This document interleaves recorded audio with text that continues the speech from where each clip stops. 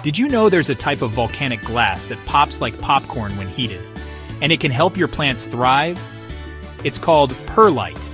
On the other hand, there's vermiculite, which can hold several times its weight in water, making it a moisture-retaining powerhouse for your garden. Intrigued? Stick around, because in this video, we'll break down everything you need to know about these two incredible additives and show you how to use them to supercharge your plant's growth. Welcome back to Don't Do This Guide.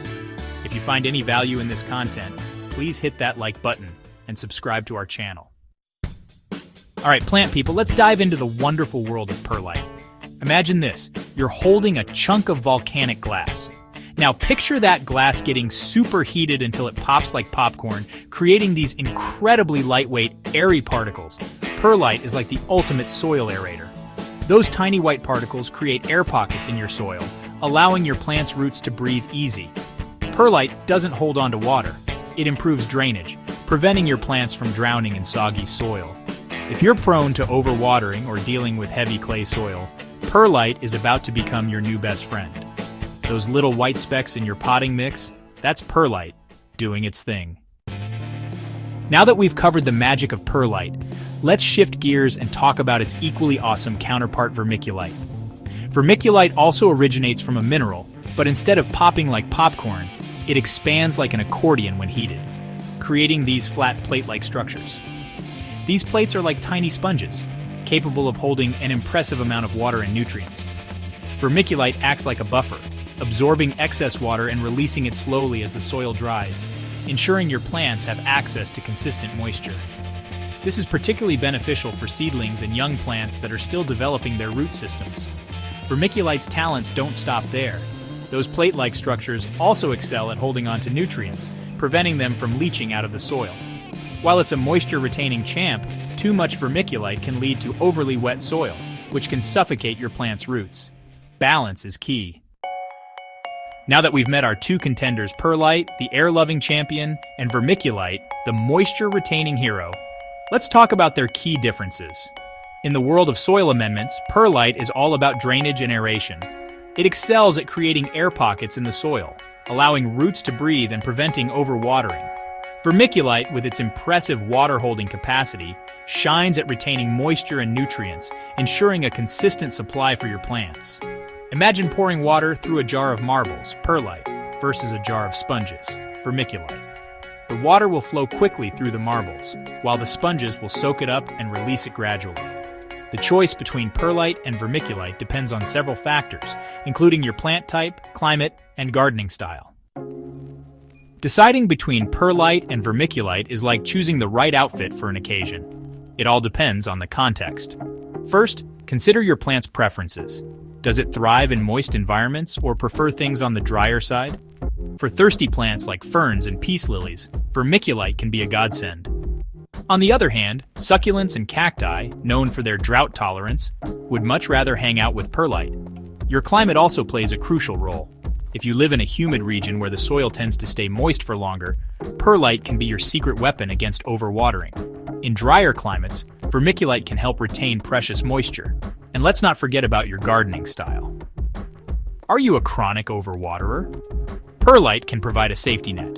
Do you tend to forget about watering your plants occasionally? Vermiculite can step in as the responsible friend. In many cases, a combination of perlite and vermiculite can create the perfect balance of drainage and moisture retention. Now that we've decoded the perlite versus vermiculite mystery, let's talk about getting our hands dirty. It's time to dive into the practical side of things and learn how to mix these amendments into your soil for optimal plant health. Mixing these amendments into your soil is like adding the perfect spices to your favorite dish. It's all about finding the right balance.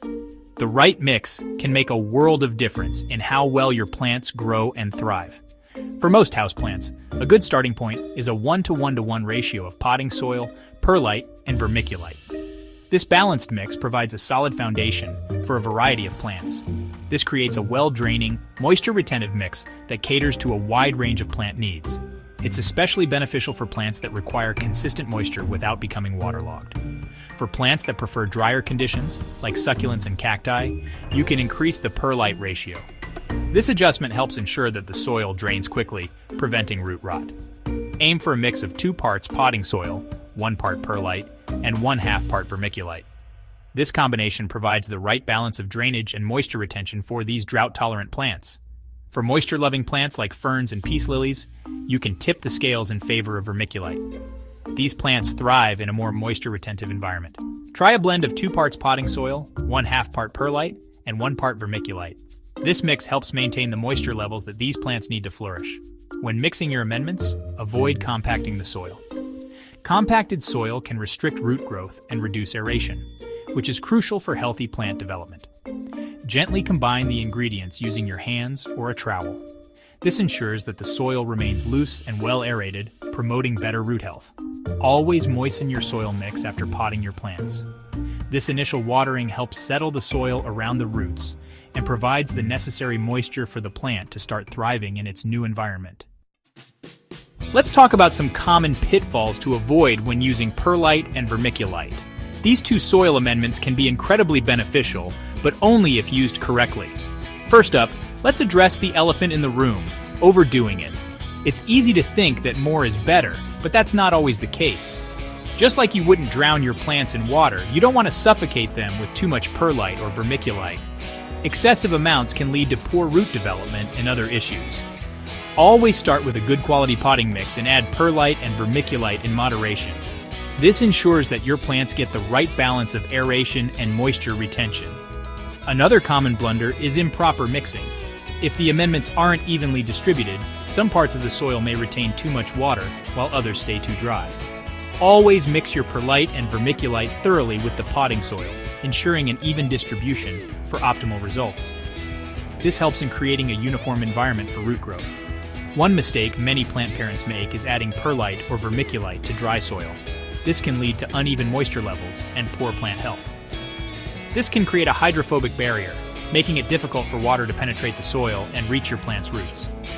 Over time, this can severely affect your plant's growth. Always moisten your soil mix after adding perlite or vermiculite to ensure proper hydration. This step is crucial for maintaining a healthy root system. And finally, let's not forget about the importance of understanding your plant's needs. Different plants have different requirements, and it's essential to tailor your approach accordingly. Just because perlite and vermiculite are fantastic soil amendments doesn't mean they're a one-size-fits-all solution. Each plant species may have unique needs that you should consider. By understanding your plant's needs, you can tailor your soil mix accordingly. This will help your plants thrive and grow to their full potential. Let's walk through a step-by-step guide to using these soil amendments like seasoned pros. Whether you're a beginner or an experienced gardener, these tips will help you get the most out of your plants. Step 1. Gather your supplies. This is the foundation of your gardening success. You'll need your trusty bag of perlite, which helps with aeration and drainage, your trusty bag of vermiculite, which retains moisture and nutrients, a bag of good quality potting mix, essential for providing a balanced growing medium, a clean pot with drainage holes to prevent waterlogging, and your plant of choice. Make sure it's healthy and ready for a new home. Step 2. Mix it up. This is where the magic happens. In a large container or bucket, combine your potting mix, perlite, and vermiculite using the ratios we discussed earlier. This ensures your soil has the right balance of air and moisture. Remember, the ideal ratio depends on your plant's needs, so personalize it accordingly. Don't be afraid to experiment a little. Step 3. Get your hands dirty or use a trowel. This is the fun part. Gently mix the ingredients using your hands or a trowel, making sure everything is well blended, ensuring an even distribution of perlite and vermiculite throughout the potting mix. This step is crucial for plant health. Avoid compacting the soil. We want to maintain those precious air pockets. They are vital for root growth and oxygen flow. Step 4. Pot it like it's hot, or not. This is where your plant gets its new home. Fill your pot with a generous layer of your perfectly mixed soil, making sure it's evenly distributed, leaving enough space for your plant's root ball. This space is crucial for the plant to settle in comfortably. Gently remove your plant from its current container, being careful not to damage the roots, and loosen any circling roots. This helps the plant establish itself in its new pot. Step 5. Plant with care. This is the final step in the process. Place your plant in the new pot, making sure it's centered and stable, ensuring the top of the root ball is level with the rim of the pot. This ensures proper growth and stability for your plant. And there you have it. Everything you need to know about perlite and vermiculite to elevate your plant care game. Both are incredible, but the key is knowing your plant's needs. Don't just randomly toss these materials into your soil without a game plan. Make informed choices, experiment with different ratios, and watch your plants flourish.